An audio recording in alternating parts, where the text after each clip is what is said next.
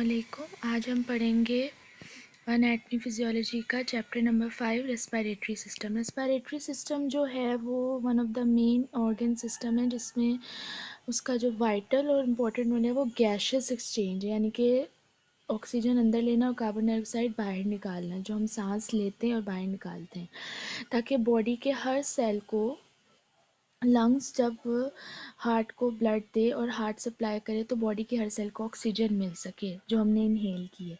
Respiratory system के बहुत से ऐसे डिसऑर्डर्स और डिजीज़ेस भी आती हैं जिनमें ऑक्सीजन एक्सचेंज का इशू होता है, जैसे एस्थमा है, COPD, chronic obstructive pulmonary disease, जिसमें निमोनिया एक इन्फेक्शन है, वो इम्पोर्टेंट है। सबसे पहले हम इसकी एनाटमी में देखेंगे कि अपर रेस्पिरेटरी ट्रैक क्या होता है, यानी कि रेस्पिरेटरी को दो हिस्सों में डिवाइड किया गया, एक ऊपर वाला और एक नीचे वाला। तो अपर रेस्पिरेटरी ट्रैक में जो चीज़ें आती हैं वो नोज़ है। नोज़ में हमारे पास नोस्ट्रिल्स यानी कि नथने, जिसे हम उर्दू में कहते हैं, कैविटीज़ बनी होती है। जो भी हेयर अंदर जाती है, हमारे इनहेल हम करते हैं नोज़ के थ्रू, तो नोज़ के अंदर ऐसी चीज़ें, उसका फंक्शन ये कि उसने उस हवा को थोड़ा सा गीला करना है, बिल्कुल ड्राइड एयर नहीं जानी चाहिए, ठीक है, ताकि खांसी ना आए।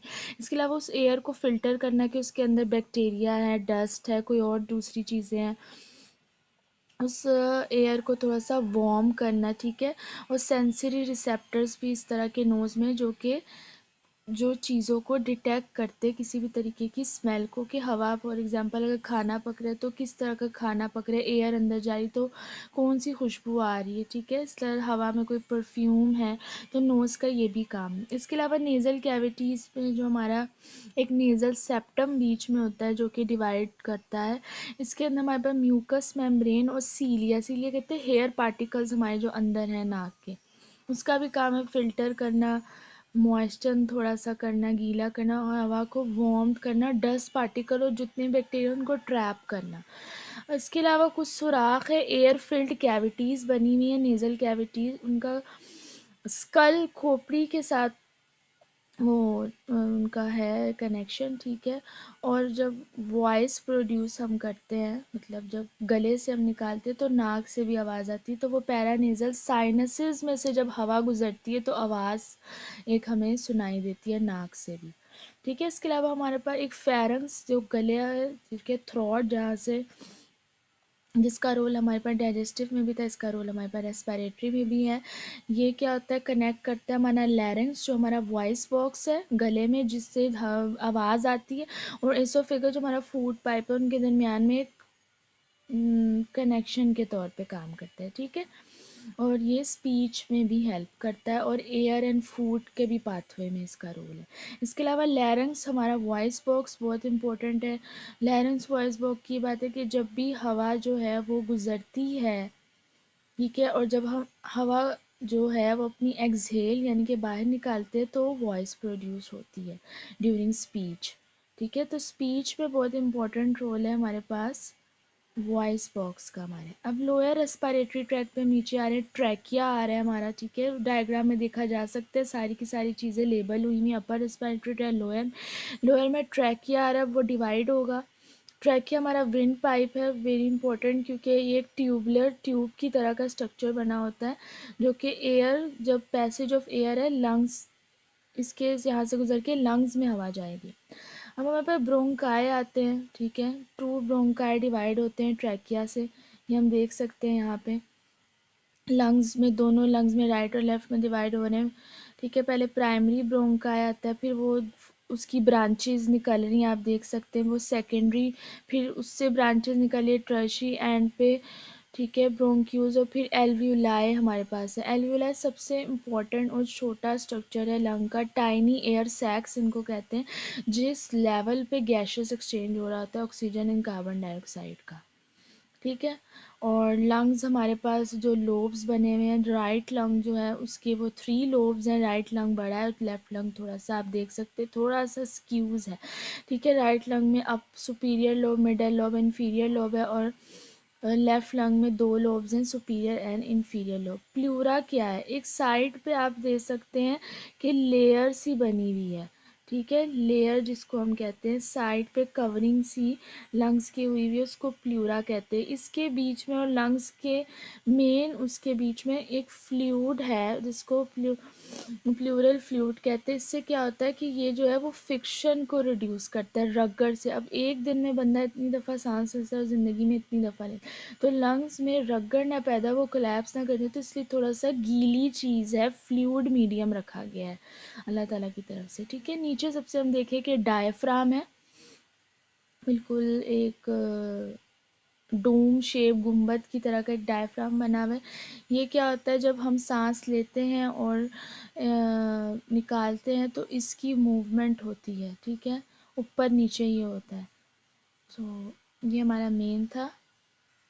उसके बाद हम थोड़ी सी फिजियोलॉजी देखेंगे इसी की।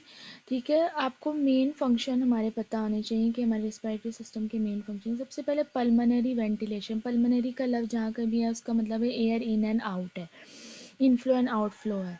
ठीक है, उसके बाद हमारे पास डिफ्यूजन ऑफ ऑक्सीजन। ऑक्सीजन हम ले रहे हैं, कार्बन डाइऑक्साइड बाहर निकाल रहे हैं। ठीक है, एल्वुला और ब्लड के लेवल पे ये चीज़ हो रही है। Transport of oxygen, carbon dioxide in blood and body fluids. अब एक लेवल पे जो एक्सचेंज ऑफ गैसेस हो रहा है वो एल्वुलाई और लंग्स के दरमियान, यानी कि ब्लड एंड एल्वुलाई के दरमियान में, और एक गैसेस एक्सचेंज हो रहा है ब्लड एंड टिश्यूज़ के दरमियान में। जो ब्लड लेके गए हैं हम टिश्यूज़ तक, उस टिश्यूज़ को ऑक्सीजन चाहिए, हर बॉडी के सेल और टिश्यू को। और एक है एल्वुलाई से गैसेस एक्सचेंज हुआ है, जब हार्ट अपना ब्लड लेने आया है उससे रिलेटेड, तो एल्वुलाई जिसने इनहेल की थी बाहर से ऑक्सीजन, वो उसको दे रही है। ठीक है, इसके अलावा हमारे पास रेगुलेशन ऑफ वेंटिलेशन हो रही है। अच्छा, एक्सटर्नल, इसके सबसे पहले बेसिक मैकेनिज्म में 4 फेजेस को हम देखते हैं। एक्सटर्नल रेस्पिरेशन में इंस्पायरेशन और एक्सपायरेशन आ रहा है। ठीक है, इंस्पायरेशन में क्या होता है, जो डायफ्राम है वो सिकुड़ता है, जितने भी हमारे जो पट्टे हैं लंग्स के इर्द गिर्द, वो क्या करते हैं, वो रिब केज जो हमारा पसलियाँ वो उठती हैं। ठीक है, वहाँ का वॉल्यूम इंक्रीज होता है क्योंकि हवा अंदर आई, भरा है, तो वो चीज़ उठेगी, नीचे वाली जो चीज़ थी वो दब जाएगी उसकी वजह से। ठीक है, अब प्रेशर डिक्रीज होने की वजह से एयर अंदर आ गई। अब जब निकालने है बाहर एयर, तो डायफ्राम क्या होगा, हमारा नीचे वाला, वो रिलैक्स कर जाएगा। ठीक है, उसको अब जगह मिल गई ऊपर आने की। लंग्स जो हैं वो मसल जो पट्टे लगे हुए हैं, जो रिब केज हमारा पूरा पसलियाँ, वो क्या होंगी, वॉल्यूम उसका डिक्रीज हो जाएगा और हवा जो है वो बाहर की तरफ निकलेगी। इसी तरह से गैशियस एक्सचेंज क्या हो रहा है कि एल्वुला जो कि टाइनी एयर सैक्स है जहाँ पे गैशियस एक्सचेंज होता है। गैशियस एक्सचेंज का मतलब है कि ऑक्सीजन लेते हैं और कार्बन डाइऑक्साइड बाहर जाती है। तो हमारे पास जितनी भी पल्मोनरी कैपिलरीज हैं, ब्लड वेसल्स हैं, वो जो हैं वो एल्वुलाई से एयर जो होती है वो मूव करती है एल्वुलाई से इनटू द ब्लड कैपिलरीज। ठीक है, और कार्बन डाइऑक्साइड जो है वो उन कैपिलरीज से इनटू एल्वुलाई आती है ताकि वो बाहर जा सके, यानी कि एल्वुलाई ने ब्लड दिया है ऑक्सीजन वाला कैपिलरीज को ताकि वो टिश्यूज़ को देंगी। ठीक है, और जो कार्बन डाइऑक्साइड है वो लंग्स के जो कैपिलरीज है उससे एल्वुला में है ताकि एल्वुला उसको बाहर की तरफ एक्सहेल कर दे। अब एक ट्रांसपोर्ट ऑफ गैसेस होती हैं टू द ब्लड के लेवल पे। ऑक्सीजन ट्रांसपोर्ट और कार्बन डाइऑक्साइड, हमारे ब्लड में ऑक्सीजन होती है। ऑक्सीजन जो है वो ब्लड में हीमोग्लोबिन के साथ बाइंड करती है, specially in red blood cell, और ऑक्सी होमोग्लोबिन बनाती है। अब ये ऑक्सीजनेटेड ब्लड जो है वो सारे के सारे टिश्यूज़ को जाएगा। ठीक है, इसी तरह से कार्बन डाइऑक्साइड जो है वो 3 फॉर्म्स में कैरी की जाती है। ठीक है, और वो जो है वो ब्लड में डिज़ोल्व होती है। वो प्लाज्मा, ब्लड के में एक पोर्शन प्लाज्मा का होता है और एक पोर्शन ब्लड सेल्स का होता है। तो वो जो है वो as a bicarbonate ions export होती है और फिर वैसे ही आके निकल जाती है। यानी कि ऑक्सीजन की ट्रांसपोर्ट, यानी कि ऑक्सीजन जो है वो हमारे ब्लड में कैसे बाइंड करी, in the form of oxy haemoglobin, और कार्बन डाइऑक्साइड कैसे ट्रांसपोर्ट हो रही है, बाइकार्बोनेट आयंस के थ्रू।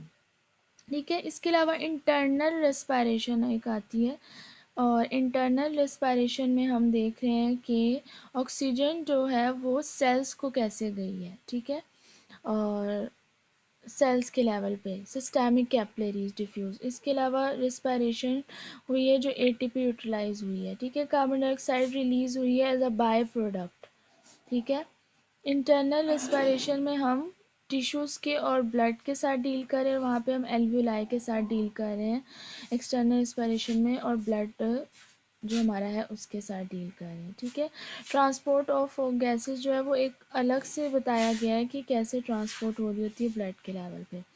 सेल्यूलर रेस्पिरेशन, अब सेल के लेवल पे क्या होता है कि ऑक्सीजन जो है वो हमारे सेल के अंदर माइटोकॉन्ड्रिया होता है, सेल की एक ऑर्गन, ये वहाँ पे एटीपी बन रही होती है ऑक्सीजन को यूटिलाइज करें। एटीपी क्या है, एक एनर्जी का सोर्स है पूरी बॉडी के लिए, ठीक है। और उसका बाय प्रोडक्ट क्या आता है, कार्बन डाइऑक्साइड आती है। अगर हम ट्रांसपोर्ट ऑफ गैसेस देखें बैक टू द लंग्स, ठीक है, वीनस ब्लड में हमें पता है कि डीऑक्सीजनेटेड होता है, तो कार्बन डाइऑक्साइड जो है वो आती है वेन्स के ज़रिए deoxygenated blood into the superior inferior vena cava, जब हमने पढ़ा था हार्ट को, ठीक है। फिर वहाँ से वो लेने के लिए आता है ऑक्सीजनेटेड ब्लड। अच्छा, इसके अलावा इंस्पायरेशन एक्सपायरेशन में हमें पता लग गया कि मस्कुलर कॉन्ट्रैक्शन कैसे होती है, इसके इर्द गिर्द जो रिब केज में पट्टे लगे होते हैं वो कैसे मूव कर रहे होते हैं, डायफ्राम जो है वो किस में कॉन्ट्रैक्ट कर रहा होता है, किस में रिलैक्स हो रहा होता है, ठीक है। Muscle relaxation, thoracic volume expansion कैसे होती है, ये एक पैसिव प्रोसेस, हम एक्सपायरेशन को हम कहते हैं कि एक पैसिव प्रोसेस है। पैसिव प्रोसेस वो होता है जो खुद से करना पड़ता है। अब हवा तो जो हम बैठे भी हैं तो सांस कहीं ना कहीं हमारे अंदर इनहेल हो रही, लेकिन जो है वो एक्सपायरेशन जो है उसमें कहीं ना कहीं हमें एफर्ट करनी पड़ती है। इसके अलावा डिफरेंट हमारे पास आते हैं pulmonary capacities and pulmonary volumes. जैसे टाइडल वॉल्यूम, क्या वॉल्यूम होता है कि एक वॉल्यूम ऑफ एयर जो हम इनहेल और एक्सहेल करते हैं नॉर्मल ब्रीथिंग के दौरान। इंस्पायरेटरी वॉल्यूम वो है कि मैक्सिमम वॉल्यूम ऑफ एयर जो कि हम इनहेल्ड कर दें आफ्टर नॉर्मल इनहेलेशन, ठीक है। एक होती है नॉर्मल इनहेलेशन और एक होती है मैक्सिमम एयर आपने इनहेल की। इसी तरह से एक है expiratory reserve volume, maximum volume of air जो कि हम एक्सहेल करते हैं after normal exhalation. Residual volume क्या होता है कि जो हमारे पास वॉल्यूम ऑफ एयर बच गया है जब हमने फोर्स लगा के भी इतनी ज़्यादा एक्सहेल किया वो। टोटल लंग कैपेसिटी कितनी होती है कि रेजिड्यूल वॉल्यूम जो कि उसको मिला के जो हम फोर्स एक्सहेलेशन करते हैं उसको मिला के लंग्स के अंदर कितनी कैपेसिटी है हमारे। इंस्पायरेटरी कैपेसिटी जो है वो maximum volume of air that can be after normal exhalation, इसकी value T V and I R V हमने प्लस करने। Functional residual capacity the volume of air remaining in the lungs after normal exhalation.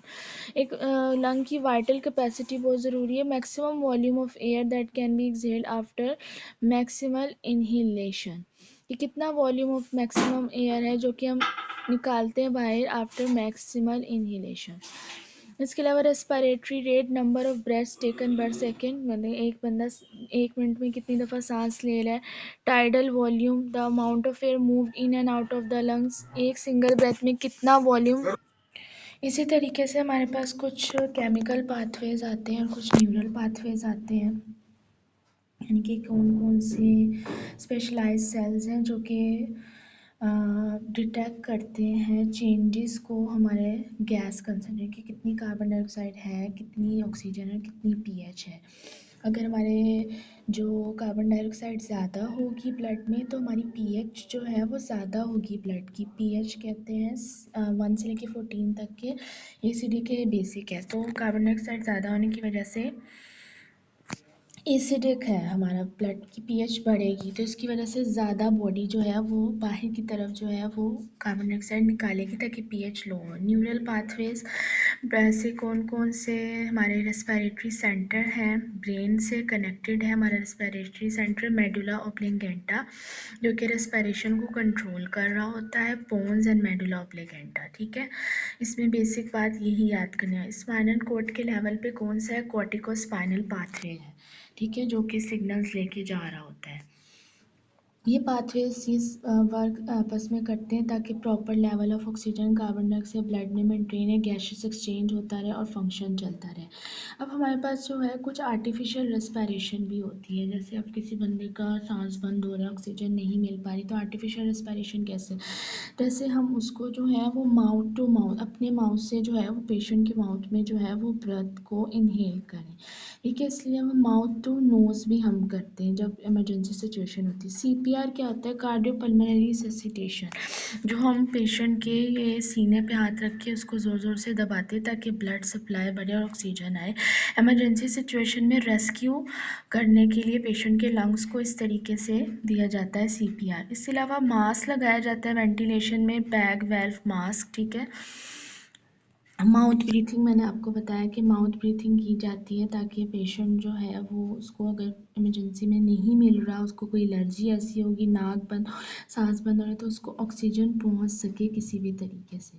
Transport of oxygen हम पहले भी कर चुके हैं, जैसे हीमोग्लोबिन के साथ बाइंड करते हैं ऑक्सीजन जो ब्लड में होती है, फिर जो ब्लड सेल्स के अलावा प्लाज्मा होता है उसमें डिज़ोल्व होता है, फिर कुछ ऑक्सी हीमोग्लोबिन हमें पता है, ठीक है। इसके अलावा कार्बन डाइऑक्साइड 3 फॉर्म्स में हो रहा होता है, एक कार्बिमिनो हीमोग्लोबिन, ठीक है, अमाइनो ग्रुप के साथ बाइंड करते हैं हीमोग्लोबिन के। उसके अलावा बाइकार्बोनेट आयंस में कन्वर्ट हो जाती है ज़्यादा से ज़्यादा CO2, ठीक है, इन रेड ब्लड सेल्स, फिर ये प्लाज्मा में ट्रांसपोर्ट होती है। और एक क्लोराइड है जो कि chloride ions move into the red blood cells, bicarbonate ions move out, a process known as the chloride shift, ठीक है। सो ये हमारे पास था रेस्पिरेटरी सिस्टम कंप्लीट।